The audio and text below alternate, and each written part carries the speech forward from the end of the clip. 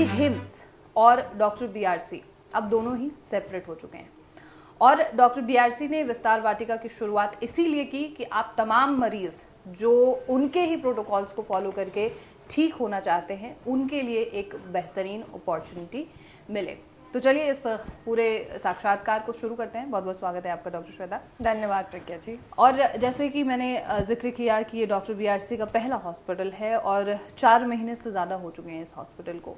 जी, आप भी head doctor के तौर पर यहाँ पर मौजूद हैं।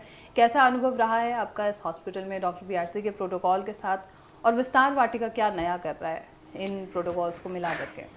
जी प्रज्ञा जी, तो बहुत बहुत आपका वेलकम। पहली बात तो डॉक्टर बीआरसी विस्तार वाटिका हॉस्पिटल में, और सीधे हम मुद्दे की बात पर आते हैं। Sure. क्योंकि हमारे जो पेशेंट्स हैं जो इतना परेशान हैं और बहुत सारे क्यूरियस हमारे जो पेशेंट्स हैं जिनको सीधे सीधे जानना है कि क्या उनकी चिकित्सा से रिलेटेड यहाँ पे होता है और कैसा मेरा एक्सपीरियंस रहा है खुद यहाँ पे डॉक्टर होते हुए। बिल्कुल। तो यही कहना चाहूँगी कि 4 महीने के अंदर मेरा इस हॉस्पिटल टीम के साथ, इन प्रोटोकॉल्स के साथ, विस्तार वाटिका के जो मेन मैनेजमेंट है उसमें चाहे मोहित जी की बात कर लीजिए और अन्य भी स्टाफ के साथ, और डॉक्टर बीआरसी सर के प्रोटोकॉल्स के अंदर जो मैंने पेशेंट को ट्रीट किया है, साथ साथ में खुद की इंडिविजुअलिटी को उसमें और इंक्लूड करते हुए, जिसके लिए मुझे विस्तार वाटिका में मेनली हायर किया गया था कि आपका एज डॉक्टर होते हुए पेशेंट के ट्रीटमेंट में क्या सबसे बड़ा हाथ हो सकता है, तो उन चीज़ों को अप्लाई करते हुए अब तक तो 4 महीने बहुत अच्छे गए हैं। पेशेंट्स की जो चेहरे पे एक खुशी, संतुष्टि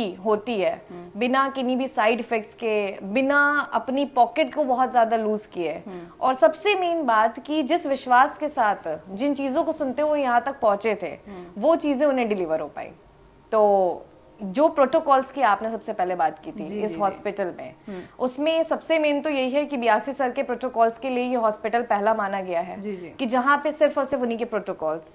लेकिन अगर तारीफ की बात की जाए इस हॉस्पिटल की, हमारे जो स्टाफ हैं या मी एज डॉक्टर होते हुए, तो हम सभी का मिलके ये जरूर रहता है कोशिश कि एक ही चीज पे स्टिक नहीं रहना है। पेशेंट की कंडीशंस को देखते हुए, चाहे वो उसकी मेंटल कंडीशन हो, फिजिकल कंडीशन हो, उसकी पॉकेट को देखते हुए और हर चीज को देखते हुए हमें जो अपनी तरफ से, चाहे वो ट्रीटमेंट पार्ट में थेरेपीज को लेकर हो, मान के चलिए आप थेरेपी में बीआरसी सर के प्रोटोकॉल में नीम थेरेपी हो गई, लोअर लेग थेरेपी हो गई, एप्सम सॉल्ट हो गया, आपकी लिविंग वाटर थेरेपी हो गई। बट कई पेशेंट ऐसे रहते हैं कि नेचुरोपैथी से ही रिलेटेड हमें बहुत सारी चीजों को मॉडिफाई करके, हमारी खुद की ऐसी कुछ की थेरेपीज हैं जिन्होंने पेशेंट को बहुत अच्छे रिजल्ट दिए, सर की थेरेपीज के साथ उनका इंक्लूजन करके, उनको कंबाइन करके। आपका मतलब ये है कि आपका जो पूरा एक्सपीरियंस रहा है वो बेहतरीन रहा है, पेशेंट्स को भी रिजल्ट मिले हैं इन प्रोटोकॉल्स के माध्यम से, आप लोगों ने भी इम्प्रोवाइज किया है। रिजल्ट के साथ में सबसे अच्छी बात यह है प्रज्ञा जी कि उनको रियकरेंस, यानी कि कई बार अस्पताल में ऐसा देखा जाता है कि पेशेंट आए, पेशेंट ट्रीट हुए, पेशेंट निकल के गए, लेकिन वही संभावनाएं दोबारा लेकर आ रहे हैं, जिसमें बहुत कमतर दिखा है कि पेशेंट को वो समस्याएं नहीं आई हैं। बहुत सारे पेशेंट, और कुछ आई भी हैं तो बहुत सारे पेशेंट की खुद की गलतियों की वजह से घर जाके वो बहुत सारी चीजों को नहीं फॉलो अप कर पाते हैं, तो वो दोबारा उसी सीढ़ी पे आ जाते हैं। बिल्कुल जी। मोहित जी से जब पहले हमने जिक्र किया था तो उन्होंने यही दावा किया कि 10 पूरे जो प्रोटोकॉल हैं या जो थेरेपीज हैं डॉक्टर बीआरसी की, वो हम इस हॉस्पिटल में देने वाले हैं, तमाम जो पेशेंट्स आएंगे वो उन्हें। तो ये 10 थेरेपीज कौन सी हैं, मुझे इसके बारे में ज़रा जानना है, जो हमारे पेशेंट्स के लिए भी क्लियर हो जाए, व्यूअर्स के लिए क्लियर हो जाए कि ये 10 थेरेपीज यहाँ पर होती हैं। जी, तो प्रज्ञा जी अगर 10 थेरेपी की बात करेंगे तो हर एक थेरेपी, पहली बात तो हर एक किसी ना किसी बीमारी के लिए मेनली बनाई गई है। बाकी थेरेपीज वो 10 की 10 भी कई पेशेंट्स को दी जाती हैं, 7-8 दी जाती है, 9-10 दी जाती है, बट उन 10 थेरेपी में हर एक थेरेपी अलग अलग डिसीज के लिए स्टैंड आउट करती है। अगर हम बात करें आपकी टेंस थेरेपी की, जो एक मसाज थेरेपी होती है, जो एक मशीन के थ्रू पेशेंट्स को दी जाती है, उसका सीधा सीधा काम होता है न्यूरोपैथी वाले पेन में, कि आपके जो भी पेशेंट न्यूरोपैथी से रिलेटेड है उनमें पेन में उनको इंस्टेंट रिलीफ मिलता है।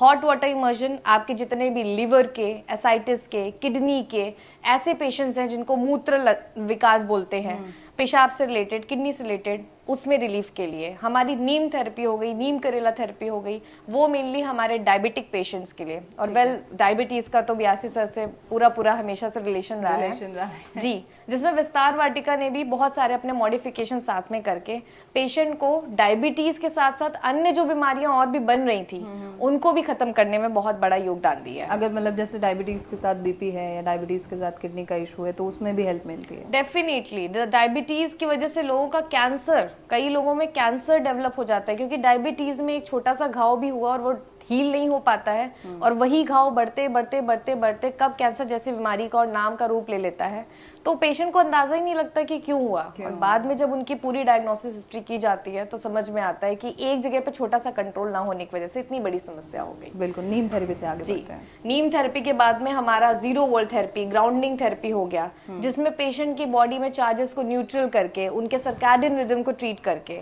उस पर इफेक्ट देखा गया। इसके अपार्ट में आपको अपने यहाँ की 2-3 थेरेपी से जरूर अवगत कराना चाहूंगी जिसके बारे में अन्य पेशेंट्स को, बहुत सारे पेशेंट्स को पता ही नहीं और मिल ही नहीं रही है कहीं पे, और मिल भी रही है तो उन तरीकों से नहीं मिल रही है जो उनका ऑथेंटिक वे है। वो हमारे यहाँ की हाइड्रोजन इनहेलेशन थेरेपी हो गई, जिसमें एक गैस को पेशेंट को इनहेल कराते हैं। दिखने में और उसको करने में तो बहुत नॉर्मल सा ही महसूस होता है कि आपको क्या ही इससे प्राप्त हो रहा होगा, फील हो रहा होगा जी, पेशेंट को बेसिकली लगता है। लेकिन जब उसके वो 10 दिन में रिजल्ट देखते हैं तो वो जो गैस होती है वो उनकी इतनी जल्दी बॉडी के अंदर सेल्स को, टिश्यूज को रेजुविनेट, रिपेयर, हील करने में मदद करता है, उनको एक पावर देता है बिना किसी मेडिकेशन के, कि जो मेडिसिन भी नहीं खानी पड़ी, आप गैस इनहेल कर रहे हो और वो भी इतना इफेक्टिवनेस दे रहा है। हाइड्रोकोलोन थेरेपी हमारे विस्तार वाटिका की, जो पेशेंट के गट को पूरी तरीके से ट्रीट करने में हेल्प करता है, और गट उनका बेहतर हो जाता है तो उसकी वजह से रेस्ट बीमारियां अपने आप बेटर हो जाती हैं। बिल्कुल। पेशेंट्स क्या गलती करके आए हैं जिसकी वजह से उन्हें इस स्थिति तक पहुंचना पड़ा? तो आप दिन भर में लोग देखते होंगे आराम से 10 से 12, 15 पेशेंट, 20 पेशेंट देखते होंगे, आई थिंक ज़्यादा ही देखते होंगे।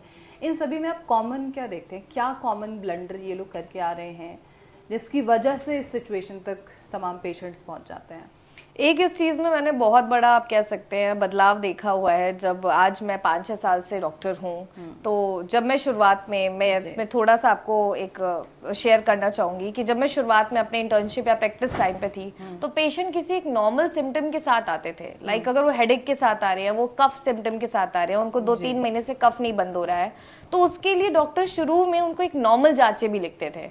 वो नॉर्मल जांचों का ये रहता था कि पेशेंट उसमें बिल्कुल डर के, किसी चीज में परेशान होकर घबरा के कोई ट्रीटमेंट नहीं ले लेते थे, और कहीं ना कहीं उन्हीं नॉर्मल जांचों में पेशेंट्स को पता चल जाता था कि उन्हें बहुत नॉर्मल सी प्रॉब्लम है।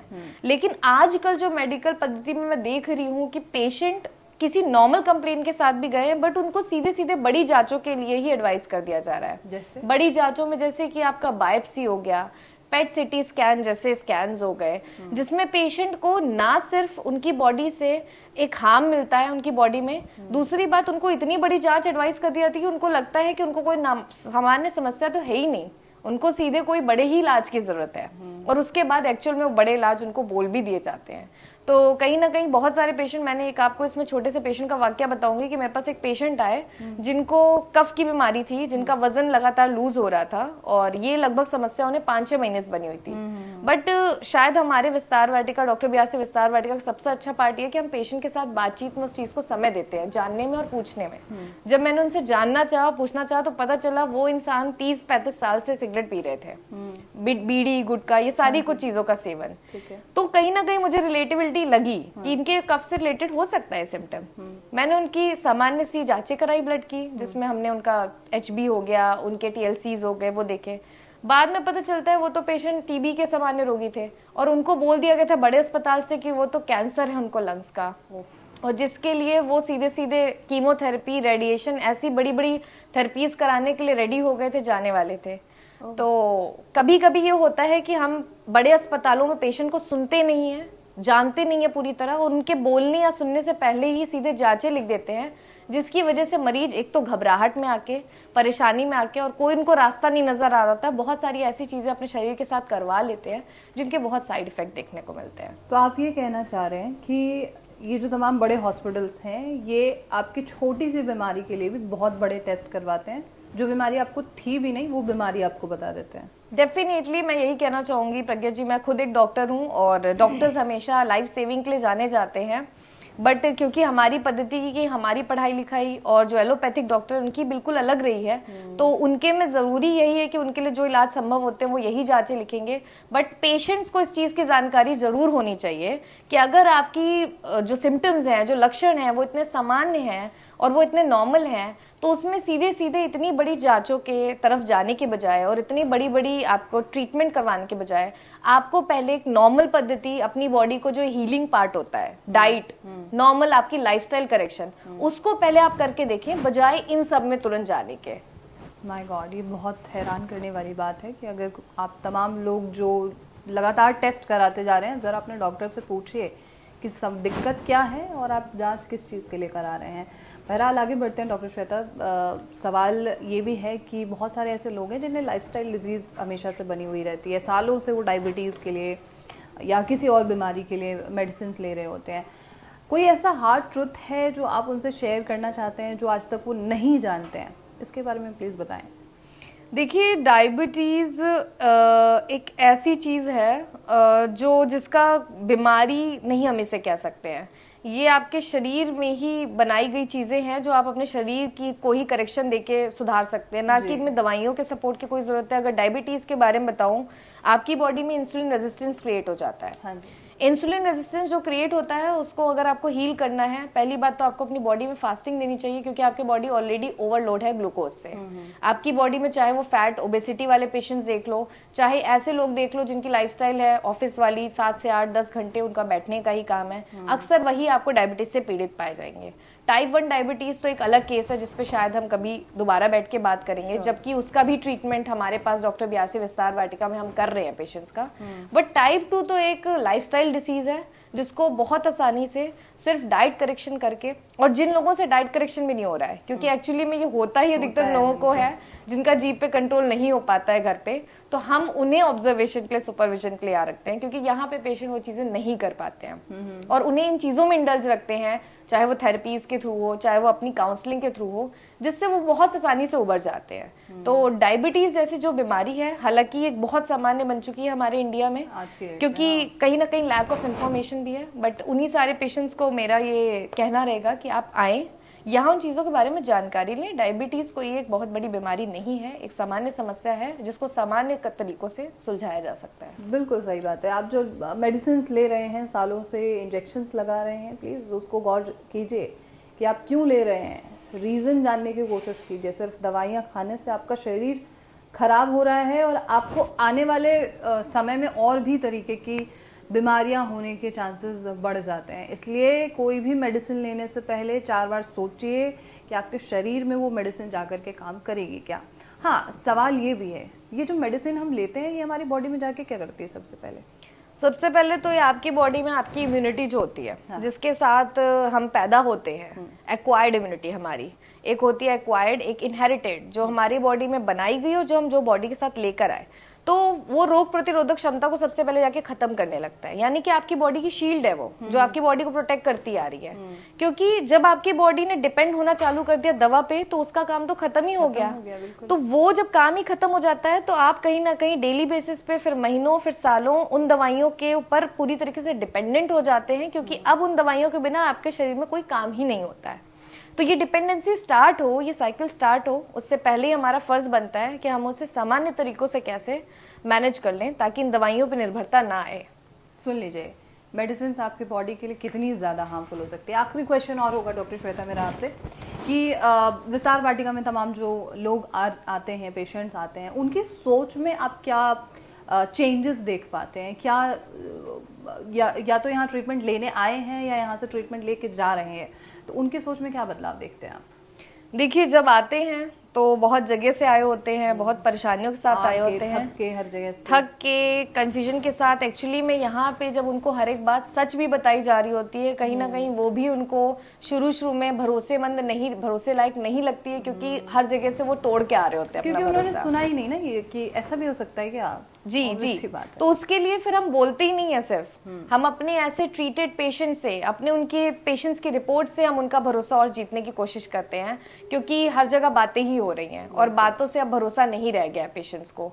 और जो यहाँ पे इतने दिन रुक के चाहे अपना पैसा लगा रहे हैं, समय लगा रहे हैं, उनको उससे ऊपर बढ़ के कुछ भरोसा चाहिए, जिसके लिए हम फिर उनको दिखाते हैं कि देखिए हर पेशेंट की कंडीशन अलग हो सकती है, बिल्कुल होती है, ट्रीटमेंट भी सबका अलग होता है। 2 किडनी वाले पेशेंट का ट्रीटमेंट एक जैसा नहीं हो सकता, 2 लीवर के बीमारियों का पेशेंट एक जैसा नहीं हो सकता उनका ट्रीटमेंट, लेकिन डेफिनेटली अलग अलग पेशेंट्स का भी बहुत अच्छा रिजल्ट देखा गया है, जो उनको दिखाते हैं, जब उनसे बात करते हैं तो बेटर फील करते हैं। और जब वो ट्रीटमेंट यहाँ पे मेरे अंडर में स्टार्ट होता है पेशेंट का, तो मैं उनको एक ही बात बोलती हूँ कि आप सबसे पहले अपने लक्षणों की सुनिए, अपने सिम्टम्स की सुनिए।